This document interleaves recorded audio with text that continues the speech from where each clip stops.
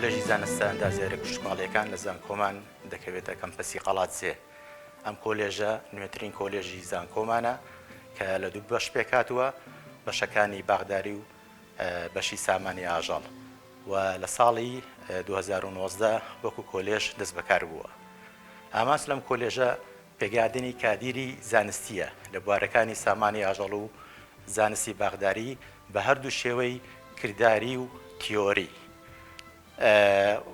ئەم بەشانە ڕاستەوخۆ پەیوەندیان بە ژیانی تاک و بازاڕ و بازاڕی کارەوە هەیە.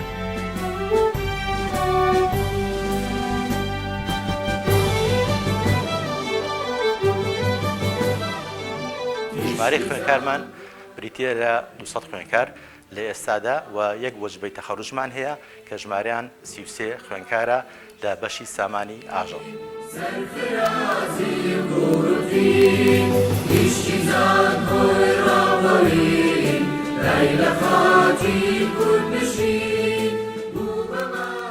سیستەمی خوێندن لەم کۆلێژە لە ئێستادا بە شێوەی سیستەمی ناوخۆیە، و زمانی خوێندن لە هەردوو بەشەکە لەسەر زمانی ئینگلیزی دەڕوات.